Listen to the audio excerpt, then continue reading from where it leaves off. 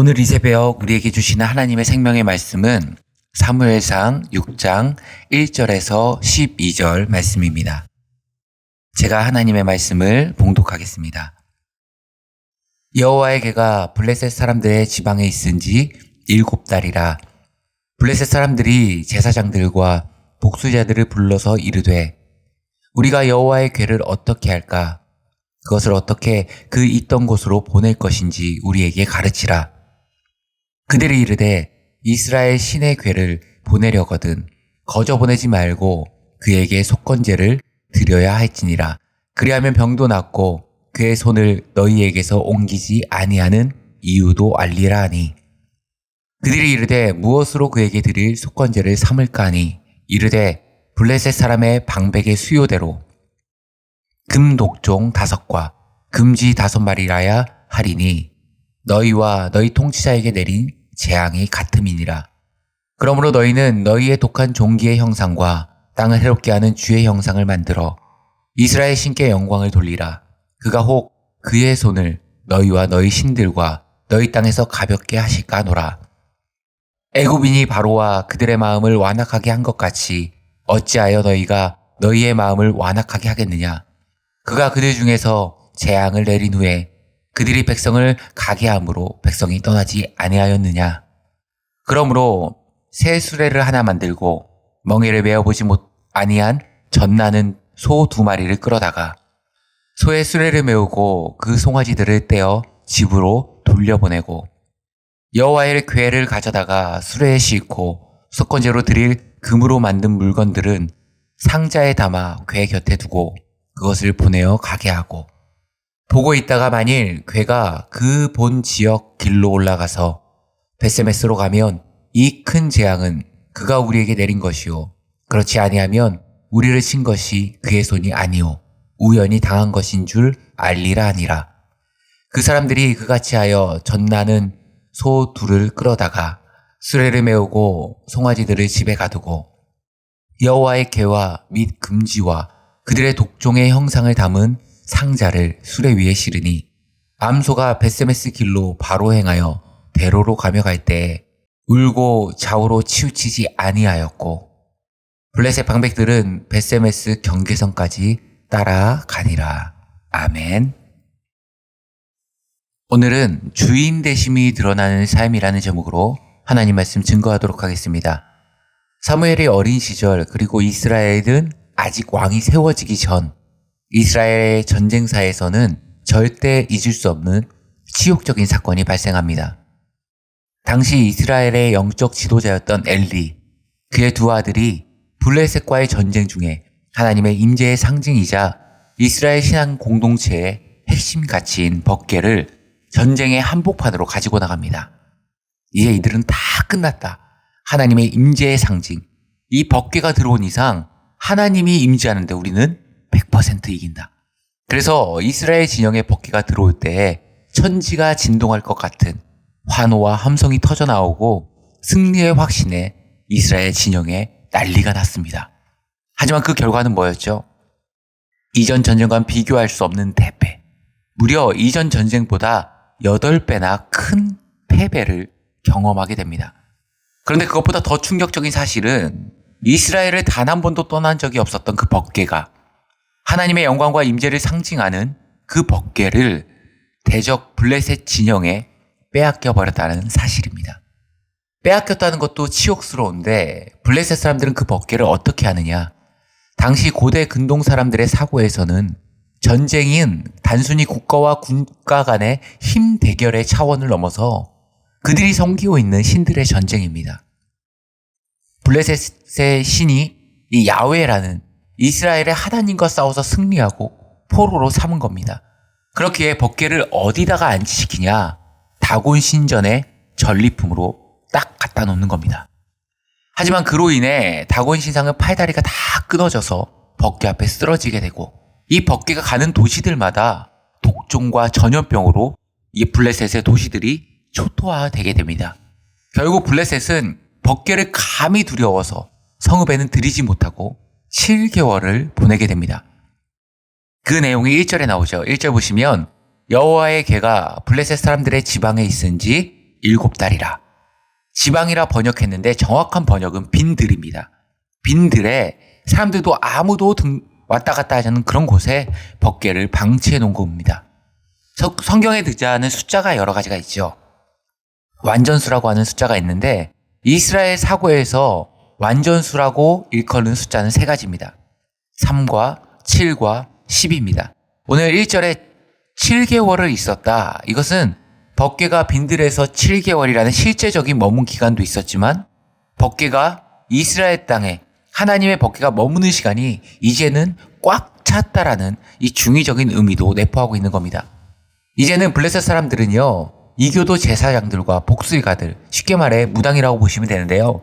이들을 불러 회의하게 되는데 지금 논의하는 상황은 법궤를 보낼 것인가 보내지 않을 것인가가 아닙니다. 법궤를 돌려보내는 것은 기정사실이고 어떻게 최대한 안전사고 없이 이 법궤를 이스라엘 땅가로 보내는 건가, 그게 이 회의의 초점입니다. 그리고 회의 결과 그 방법이 결정되는데 3절과 4절을 보시면 그들이 이르되 이스라엘 신에게를 보내려거든 거저 보내지 말고 그에게 속건제를 드려야 할지니라. 그리하면 병도 낫고 그의 손을 너희에게서 옮기지 아니하는 이유도 알리라 하니 그들이 이르되 무엇으로 그에게 드릴 속건제를 삼을까 하니 이르되 블레셋 사람의 방백의 수요대로 금 독종 5과 금쥐 5마리여야 하리니 너희와 너희 통치자에게 내린 재앙이 같음이니라. 이제 그냥 보내지 말고 속건제를 드려서 보내라는 겁니다. 이스라엘 제사 가운데 5대 제사 가운데 속건제가 있는데요. 이것은 블레셋의 속건제와 이스라엘의 속건제가 동일한 제사라고 보면 안 되고요. 블레셋은 이스라엘과 국경을 맞대고 있었기 때문에 비슷한 이름의 제사 제도들이 굉장히 많았습니다. 하지만 그 안에 담긴 대상이 달랐고 내용이나 가치가 전혀 달랐겠죠. 어쨌든 그들을 죄를 속하기 위해서 제사를 드리는데 무엇으로 제물을 삼았는가? 금독종 5마리와 금쥐 5마리입니다. 법궤가 이동하는 것마다 사상자가 속출했던 그 원인들을 금으로 형상화해서 신에게 바치자는 거죠. 그 엄청난 전염병과 그리고 그 죽음과 독종을 가져다 준 쥐의 독종의 모양을 금으로 형상화하는 겁니다.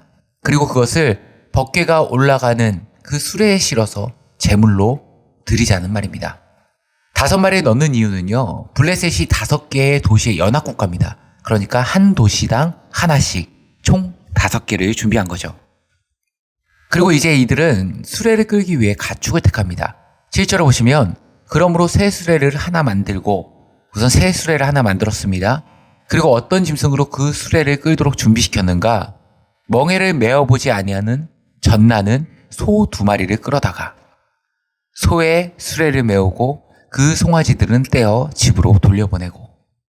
우리는 여기서 2가지 단어를 통해 유추할 수 있죠. 이 소는 멍에를 메어보지 않았다. 이 암소는 수레를 끄는데 굉장히 미숙했을 겁니다. 또 하나, 젖나는 암소. 이 암소가 젖나는 것은 얼마 되지 않았다는 겁니다. 뭐가요? 새끼를 출산한 지. 모성 본능이 가득한 엄마 소 2마리에게 소를 끌게 만드는 겁니다. 그리고 어떻게 하죠? 멀리서 지켜보는 겁니다.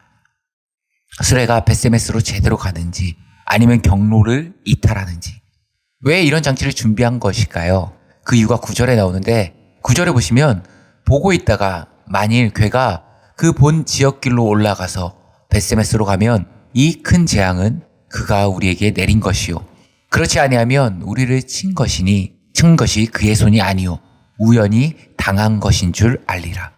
무슨 얘기입니까? 쉽게 말해서 만약 이 어미소 2마리가 벳세메스 이스라엘 땅으로 가면 이 모든 과정이, 이 모든 재앙이 하나님의 주권하에 벌어진 그분의 역사임을 우리가 인정하겠다는 겁니다. 그런데 만약 소가 다른 곳으로 갈 경우에 이건 우연한 일들의 연속이었다. 우연히 발생한 일로 단정 짓겠다는 거죠. 지금 하나님에게 있어서 이런 역사가 나타난 것이 진짜로 하나님의 능력인지 아닌지를 테스트하겠다는 겁니다.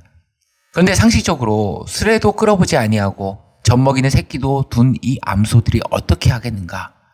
이 상식과는 다르게 12절 보시면 암소가 벳세메스 길로 바로 행하여 대로로 가며 갈 때에 울고 좌우로 치우치지 아니하였고 블레셋 방백들은 벳세메스 경계선까지 따라가니라. 암소 2마리가 여호와의 법궤를 싣고 울면서 어디로 투벅투벅 걸어가는가? 이스라엘 땅인 벳세메스로 가는 겁니다.